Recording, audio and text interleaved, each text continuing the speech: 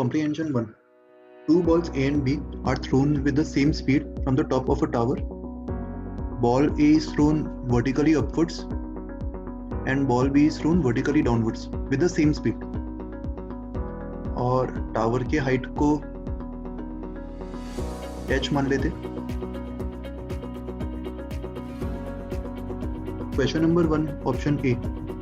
Ball B reaches the ground with greater velocity, ball A reaches the ground with greater velocity, और both the balls reach the ground with the same velocity. क्या होगा इसमें से answer? यहाँ पे अगर इन दोनों बॉल्स के लिए अपन थर्ड इक्वेशन अप्लाई करते हैं, बॉल ए और बॉल बी, इन दोनों के लिए सारे पैरामीटर्स नोट डाउन कर लो. Assuming downwards positive, so upwards will be negative. Ball A का जो इनिशियल वेलोसिटी है वो माइनस यू लिखेंगे, बॉल बी का इनिशियल वेलोसिटी प्लस यू.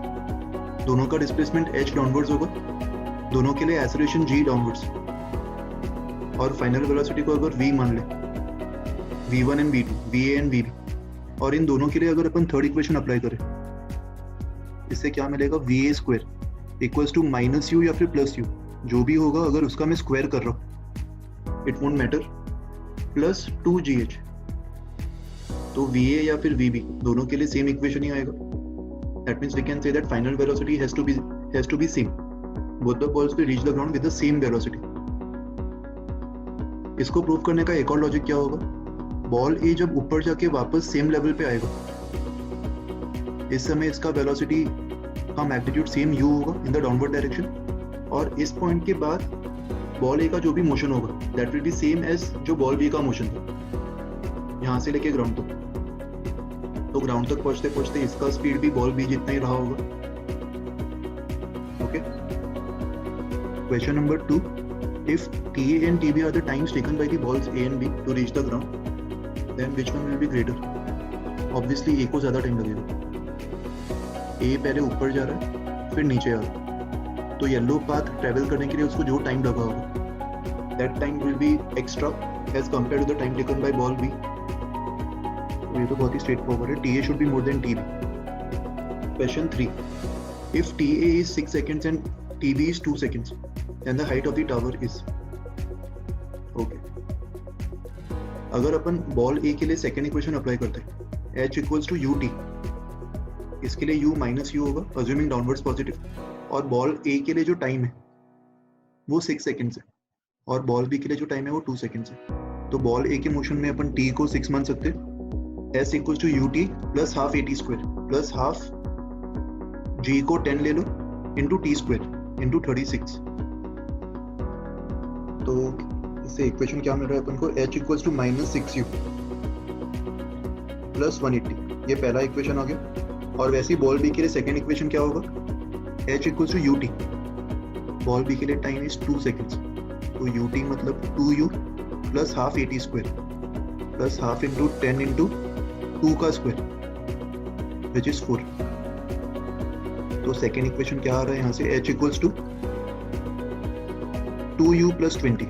दो इक्वेशंस और दो अननोन्स, इससे अपन को u और h दोनों मिल जाएगा.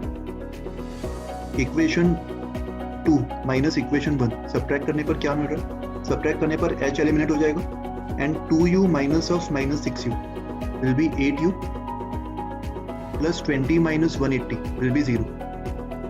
सो 8u is coming out to be 160. तो यहाँ से u की वैल्यू 20 मीटर्स पर सेकेंड आ जाएगी.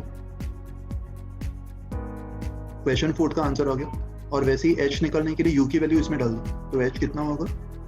2 into 20 plus 20, 40 plus 20 60 metres. Question 5. If a ball C is thrown with the same speed as A and B but in the horizontal direction from the top of the tower, then it will reach the ground in what time? अच्छा, अगर C को अपन horizontally फेंक रहे same speed से, तो vertical में इसका speed 0 होगा. तो वर्टिकल में इसका इक्वेशन अप्लाई करने पर क्या मिलेगा? s equals to ut which is 0 plus half into a into t square. तो इससे t आ जाएगा 2h बाई g का अंडर रूट. ये स्टैंडर्ड फॉर्मूला अपन याद रख सकते हैं. अगर वर्टिकली इनिशियल वेलोसिटी 0 है और अगर h हाइट फॉल कर रहा है, तो time of fall can be written as 2h by g का अंडर रूट. तो क्वेश्चन 5 का आंसर क्या होगा? h अपन को पता है, h is 20, so 2 into 20 upon g 2 into 20 upon 10 का अंडर रूट। क्या आंसर आ रहा है इससे?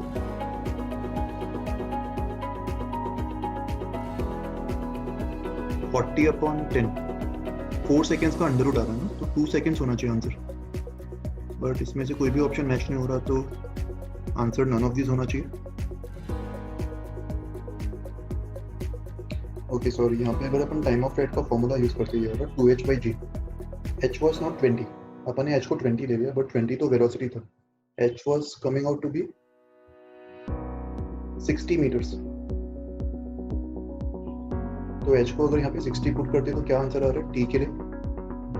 120 अपॉन 10 का अंडर रूट, मतलब √12, एंड √12 मतलब 2√3, √3 मतलब 1.73, 2√3 मतलब 3.46। ऑप्शन बी आंसर आएगा। Okay, next question, match the following. In column 1, the description of the change in the velocity of a body moving with constant acceleration in a 10-second time interval is given. तो t equals to 10 second सबके लिए common होगा, और column 2 में acceleration in corresponding time interval, इसके बारे में information दिया होगा। a फाइंड करना है तुमको। इसका a पार्ट देखते हैं। At the beginning of the interval, the body is moving towards the right along the x-axis at 5 meters per second. Initial velocity दिया हुआ है, and at the end of the interval, it is moving towards right at 20 meters per second. तो अगर right को अपन positive माने, तो initially वो 5 meters per second से राइट में जा रहा था, मतलब +5, और फाइनली 20 meters per second से राइट में जा रहा है। तो इसके लिए एक्सेलरेशन अगर हमें फाइंड करना हो तो अपन फर्स्ट इक्वेशन अप्लाई कर सकते हैं, 20 equals to v equals to u plus et। तो एक्सेलरेशन कितना आ रहा है? 1.5 मीटर्स पर सेकेंड स्क्वायर। तो a is matching with p। अच्छा, a के क्या क्या पॉसिबल आंसर्स होंगे? एक तो p होगा, average acceleration is towards right. इसका चेंज इन वेलोसिटी कितना आ रहा है? एवरेज एक्सेलरेशन कितना होगा? Change in velocity upon time, 20 - 5 upon 10। अच्छा, अगर कांस्टेंट एक्सेलरेशन है तो एवरेज एक्सेलरेशन भी उतना ही होगा जो कांस्टेंट एक्सेलरेशन आ रहा है, and it will be towards right. तो क्यू भी मैच हो रहा है। Body is decelerated for at least some part of its motion, this is incorrect. तो ए के लिए खाली पी और क्यू मैच होगा। बी के लिए देखो क्या है, at the beginning the body is moving towards right at 20 meters per second, and at the end it is moving towards right with 5 meters per second। तो इस केस में एक्सेलरेशन कितना आएगा? -1.5 आ जाएगा। तो बी से क्या क्या मैच होगा? मैग्नीट्यूड वाइज तो अब भी वो 1.5 है, तो पी मैच हो रहा है। एवरेज एक्सेलरेशन इस केस में लेफ्ट की तरफ होगा, तो आर मैच हो रहा है। Body is decelerated for at least some part of its motion, S भी मैच हो रहा है। सी में क्या दिया देखो, at the beginning the body is moving towards left at 5 meters per second, and at the end it is moving towards left with 20 meters per second। पहले 5 meter per second से move कर रहा था और बाद में 20 meters per second। तो इसका एक्सेलरेशन भी लेफ्ट की तरफ रहा होगा। मैग्नीट्यूड वाइज ये सेम रहेगा 1.5। तो सी जो है वो पी से मैच होगा। एवरेज एक्सेलरेशन लेफ्ट की तरफ होगा, लेकिन बॉडी इस केस में स्पीड अप कर रहा होगा थ्रू आउट दी जर्नी, तो डिसेलरेट तो होगा ही नहीं, तो एस नहीं आएगा सी के लिए। वैसे ही डी के लिए देखो, at the beginning the body is moving towards right with 5 meters per second, and at the end it is moving towards left with 10 meters per second। तो इस केस में फाइनल वेलोसिटी -10 होगा, initial velocity is +5 plus a into 10। तो acceleration -15 आ रहा है, -15 upon 10 which is -1.5। That means magnitude wise अब भी 1.5 होगा, तो d से p मैच करेगा। बट एवरेज एक्सेलरेशन किस तरफ होगा? Initially the body was moving towards right and finally it is moving towards left. तो acceleration left की तरफ ही रहा होगा throughout the journey. So average acceleration is also towards left. And initially इसका motion retarding होगा, क्योंकि 5 मीटर्स पर second से इसका स्पीड 0 तक रिड्यूस हो रहा है और उसके बाद 0 से 10 वो स्पीड अप हो रहा होगा। और एस में it is given that body is decelerated for at least some part of its motion. तो 5 मीटर्स पर सेकेंड से 0 तक तो वो रिटार्ड हुआ होगा, तो इसलिए एस भी मैच करेगा। ठीक है,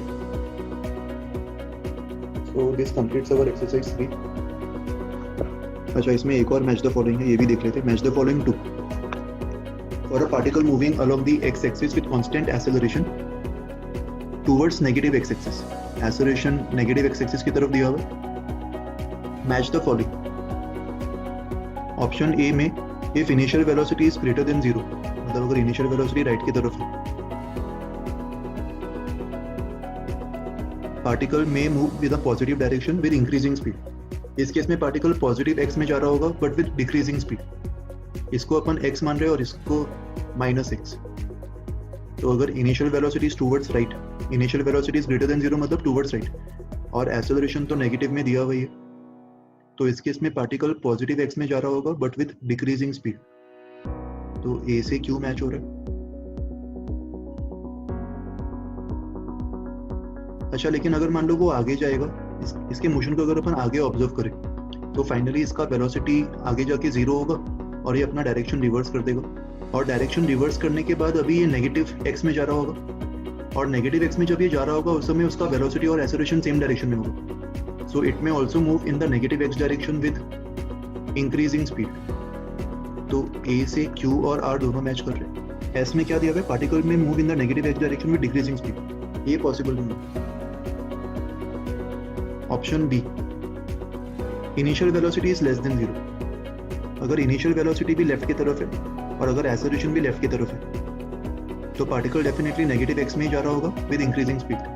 तो बी से खाली एक ही ऑप्शन मैच हो रहा है, particle moving in the negative X direction with increasing speed. वो पॉजिटिव एक्स डायरेक्शन में जा ही नहीं सकता इस केस में, और नेगेटिव एक्स में उसका स्पीड भी डिक्रीज नहीं हो सकता। सी में क्या दिया हुआ है, displacement is greater than 0। Displacement greater than 0 मतलब